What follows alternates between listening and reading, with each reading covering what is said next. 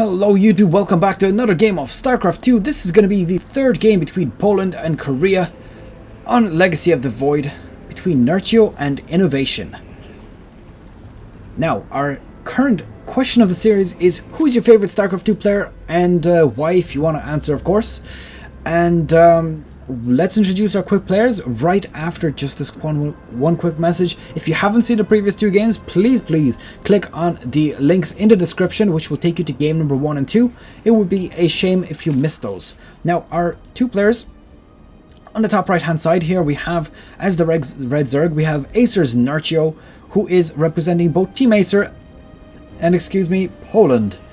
Now, his opponent is going to be INnoVation, spawning as the blue Terran, and he is representing SK Telecom T1 and Korea. Let's see how these two players duke it out. Two of my not favorite but very liked players. I do enjoy probably Nerchio, one of my favorite Zerg players at the moment. I really like his play style. He really plays nice and always putting on a brilliant, entertaining show. Now, time to put up the scores. If you haven't checked or left the video for the previous videos, then at this point you have missed your chance. So at the moment, our Polish team is unfortunately on 0 and our Korean team is on 2, so 2-0. And of course this is a best of 7. Let's bring that up as well, and let's see how we have the builds here. So it looks like no expansion just yet for INnoVation.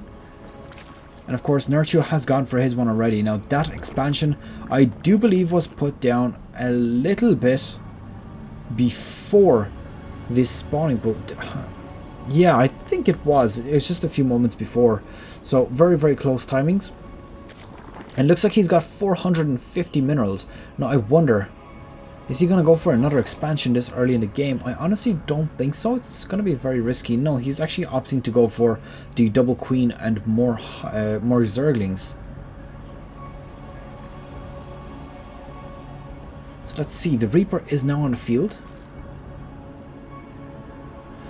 Going to be going out, doing a bit of scouting. Of course, being a little bit of a menace as well. That's essentially the Reaper's job. I mean, they're not really dangerous unless they're in huge groups.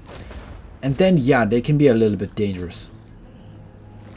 Looks like there's a Roachworn gone down also for Nerchio. So very early Roachworn without even getting the metabolic boost. So he skipped out on it altogether and just decided, hell, I'm just going to go and tech up a little bit just so I can deal with these annoying early units very easily. Because of course Roaches do counter them.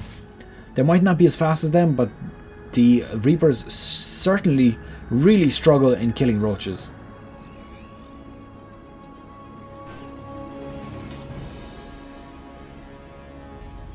Now the expansion has gone down for INnoVation as well, so obviously he's saying, okay, I'm not going to do a huge amount with my Reapers here, so I might as well just throw down some economy, see what happens with that. I honestly don't think he's seen the Roach War. No, he hasn't.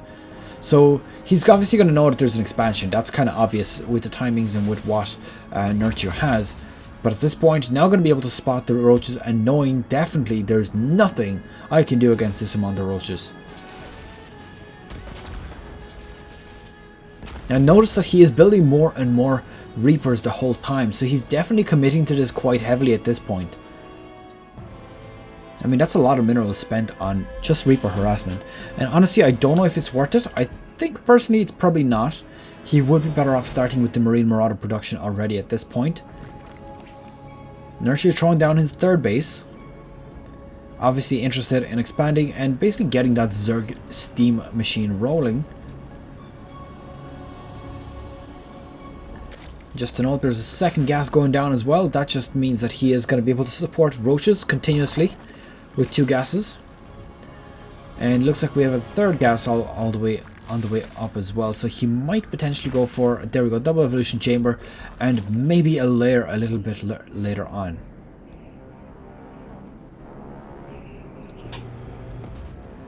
Okay, so it looks like INnoVation actually going for his own command center, so definitely expanding out of this as well.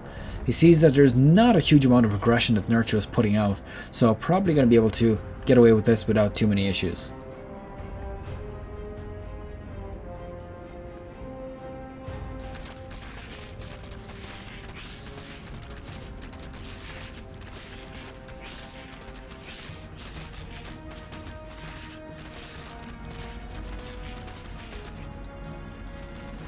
Okay, there's Reapers going around here. Now, they're going to be pretty much fended off as soon as they get near. Now, there's so many Reapers there that, to be honest, they would potentially be able to take on a lot of these roaches.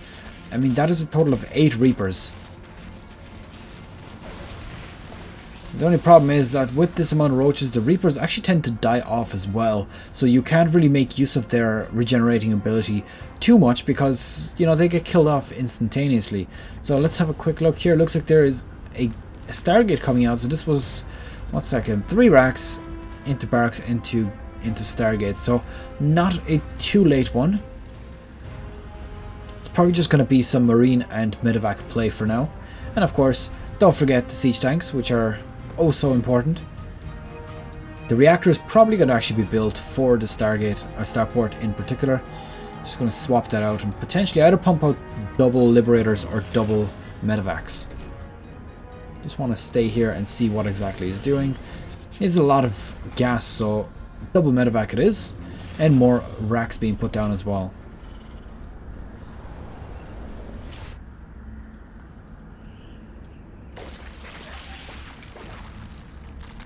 So as you can see here, the fort base is also going down for Nerchio. And as we can see here, there is also the lair. Sorry, that's not a lair. That is a hive. So a hive being produced here.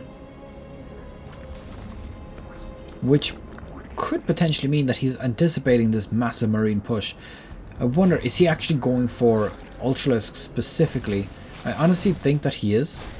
I mean, looking at damage upgrades, he's got only the ground weapons. He's got no range and he's got no spire yet, so it would definitely make more sense to go for Ultralisks. Metabolic boost about to complete. Just give him that extra bit of speed towards getting in range of the Marines and siege tanks. Now this full on engage I think is actually favouring Nerchio here. He's got quite a large army and he's got infestors off the back of that as well. If he manages to catch out just one fungal growth there, that'll put the end to this aggression. And he does have energy for 2 fungal growths at this point.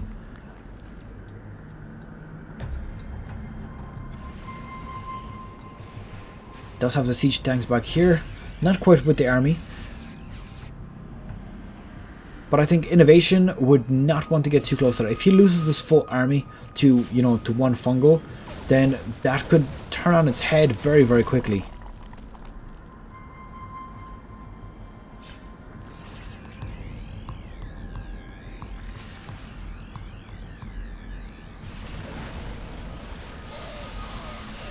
There we go. Fungal growth going down, managing to snipe out a lot of these units.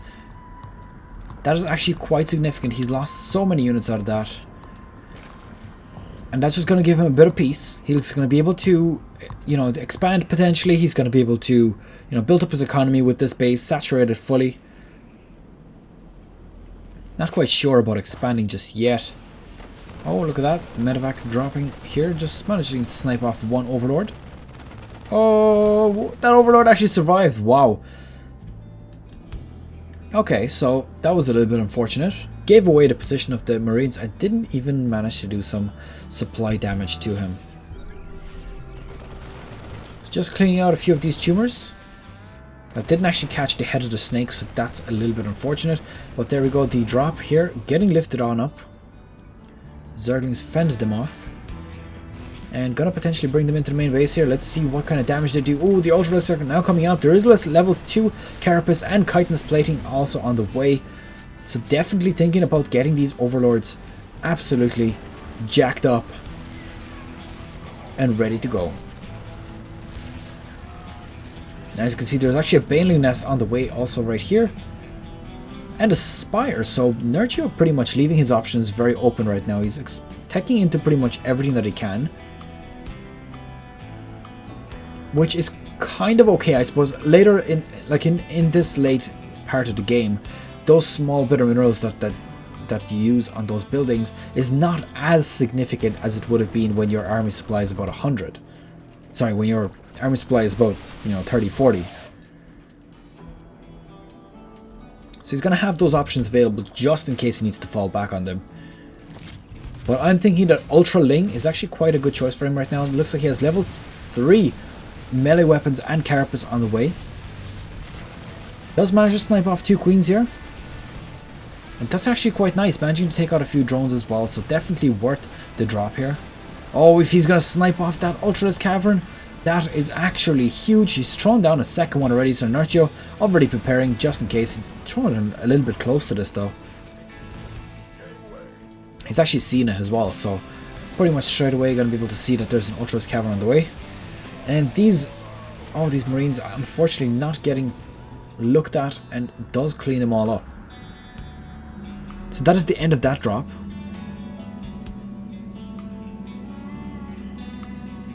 And I think that... Oh, a Greater Spire coming on the way as well. So it looks like it's going to be Broodlords and Ultralisks that Nerchio is interested in. And this Greater Spire actually got spotted.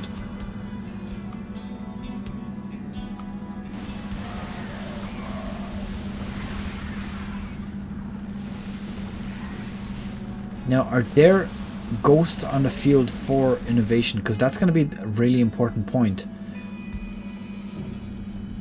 Let's have a quick look at the buildings tab. It doesn't look like he's gotten a Ghost Academy at all.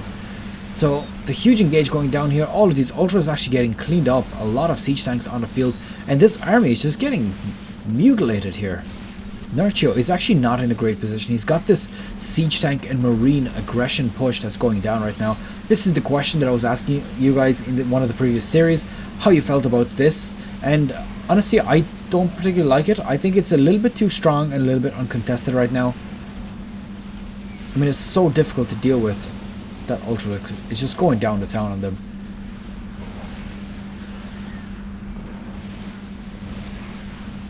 Okay, and let's see this Marine and Marauder and Siege Tank push. Marauder is finally getting utilized. I've seen in the last few games that people started finally using them again.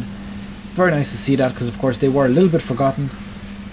Probably a little bit sad. Looks like we've got Broodlords on the way, and there is also a few Ultralisks more being created. Now the Broodlords are up here. 5 of them in total already, so this is actually quite nice.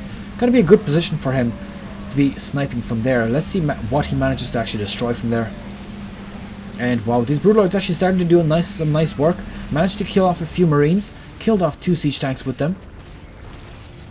And he's defended. He's held it off. Now, of course, his economy right now is struggling. I mean, he's going to run out of minerals here very, very shortly. His main is pretty much mined out at this point. And the one thing that he has left is a big army. Not a huge one. I mean, INnoVation's still ahead. But these Broodlords definitely do turn the tide around just a little bit.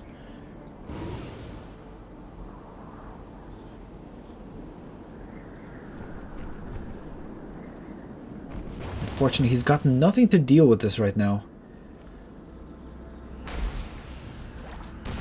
Oh, Fungal Grow's going down. He's not going to be able to get these units away. I think that's 2 siege tanks were cleaned up there. That's actually quite a nice pick off there. Very well played here. Fungal Grow's being used to their absolute fullest. And that is some good play from Nerchio. Just balancing out these army supply a little bit. Now, as you can see, there's so many Marines and Marauders here at this point that INnoVation, if he stormed the units, he probably would lose, to be honest, simply because because Nerchio has Ultralisks and INnoVation does not have Ghosts. I think that he had loads of time to actually get these Ghosts, and I think it's a big mistake not to get them right now. Oh, this is gonna go sideways. Broodlord's going to be cleaned out by these 2 Vikings. There's nothing that Nerchio has to fire against that. As you can see here, Siege Tank drop, but that's not really that important. Fungal Growth going down as well, and all of the Broodlords are now very quickly getting cleaned up. Nerchio calling GG, and unfortunately, nothing to deal with Vikings in the air, and losing his most valuable units. And that is pretty much it. INnoVation on a roll right now, taking out 3 of Poland's players. Very, very well played here. Korea definitely chose the correct person to be going up first here. Is he going to get the all kill or is he not? Let's move on to game number 4, where we're going to see INnoVation take on somebody else. Now, the question of the series, of course, is who's your favorite StarCraft 2 player? Leave your comments in the section below. And I'll see you guys in the next video. Good luck, take care, have a good day, and I'll see you guys in game number 4.